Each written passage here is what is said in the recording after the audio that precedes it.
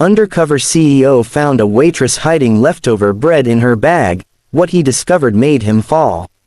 The rain was relentless that night, pounding against the windows of the small, worn-out family diner on the edge of the city.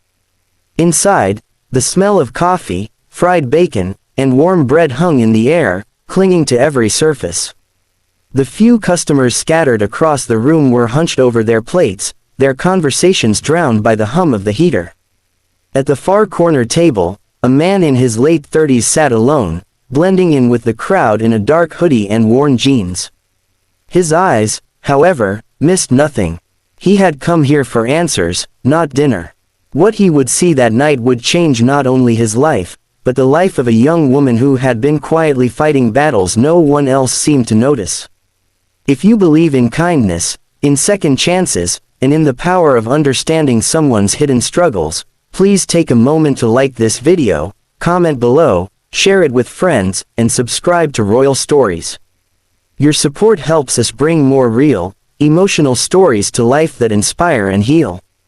The man was Michael Ross, CEO of one of the country's fastest-growing restaurant chains. Known to the world as a relentless businessman with a perfect smile, Michael was secretly weary of boardroom flattery and profit graphs. He had decided to spend a month undercover in different diners across the city, hoping to rediscover what really mattered in the food business. That night, the diner he chose was nothing special: cracked leather booths, buzzing neon sign outside, and a faint smell of burnt toast lingering in the corners. But fate had other plans. It was close to closing time when he noticed her. The waitress couldn't have been more than 23, with tired brown eyes and hair pulled into a messy bun. Her uniform was neat but faded from too many washes.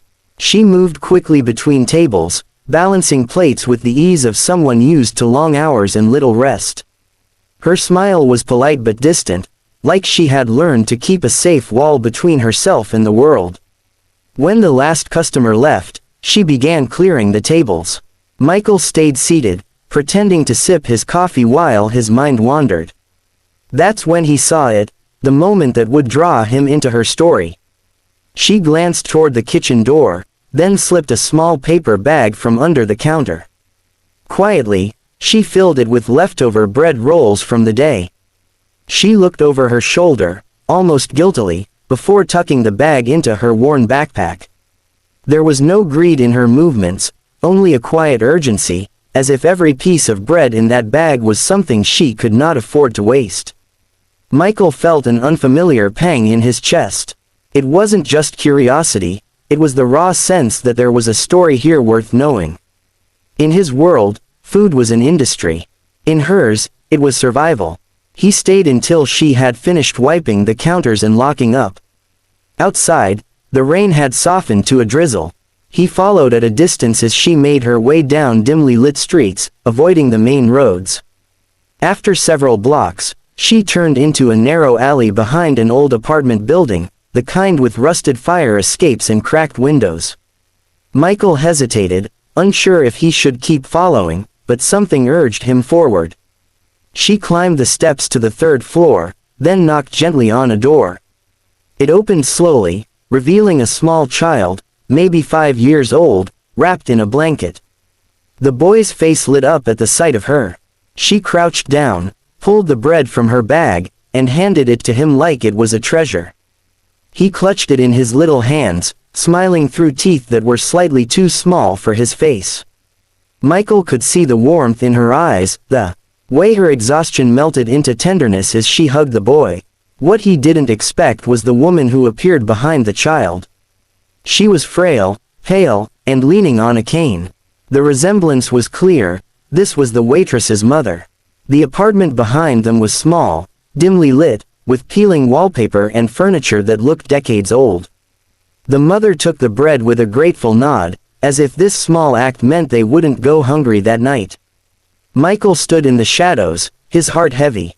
He had seen plenty of hardship in business, employees struggling with bills, single parents working 2 jobs, but something about this moment struck deeper.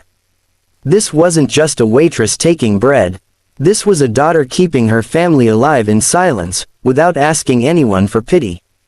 Over the next week, Michael returned to the diner several times. Each visit, he watched her, how she'd work double shifts without complaint, how she'd slip leftovers into her bag at the end of the night, how she always walked home alone through the rain or cold. She never lingered to chat with coworkers, never complained about tips, never seemed to think of herself first. One night, he decided to test something. He left a generous tip, far more than the bill required. But when she found it, she didn't pocket it right away. Instead, she walked to the kitchen, handed it to the cook, and said quietly, "For the gas bill." Michael realized she wasn't just holding her family together, she was holding the diner together, too. The truth came out slowly, through overheard conversations and snippets of her life he pieced together. Her name was Emily Carter. Her father had died in a factory accident when she was 16. Her mother's health had deteriorated soon after, leaving Emily as the sole provider. She had dropped out of college to work full-time, balancing jobs at the diner and a laundromat. Every penny went toward rent, medicine, and food. She never took a day off unless it was to take her mother to the clinic. Michael found himself thinking about her long after he left the diner. In boardrooms, her face would flash in his mind, the quiet determination, the unspoken sacrifices. He realized how different his world was from hers, and how much he had taken for granted. Then came the night everything changed. It was snowing heavily when Michael arrived. The diner was half empty, the streets outside nearly silent. Emily was working as usual, but her steps were slower, her face paler. She swayed slightly as she carried a tray, and Michael's instinct screamed that something was wrong. Before he could react, she stumbled and the tray clattered to the floor. The cook rushed over, but Emily waved him off, mumbling that she was fine. Moments later, she collapsed. Michael caught her before she hit the ground. She was burning with fever, her breathing shallow. Without hesitation, he carried her out to his car and drove straight to the nearest hospital. The doctors diagnosed her with severe pneumonia, worsened by exhaustion and malnutrition. She had been pushing herself beyond her limits for months. Michael stayed by her side until she woke. In that quiet hospital room, surrounded by the steady beep of monitors, he made a decision that would alter both their lives.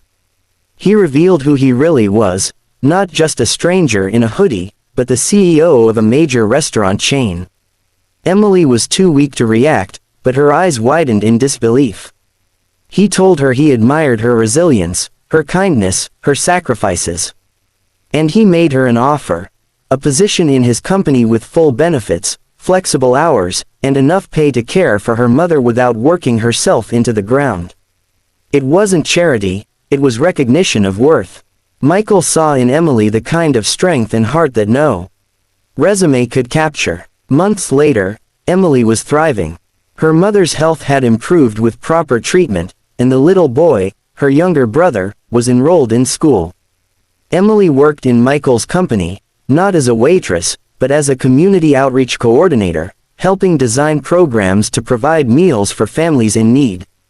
Michael visited often, not as a CEO checking up on an employee, but as a friend who had come to care deeply for the woman who had once hidden bread in her bag. If this story touched your heart, please like, share, and subscribe to Royal Stories.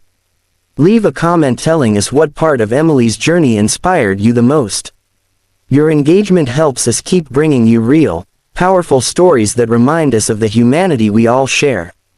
Special request to comment: what would you have done if you were in Michael's place that night?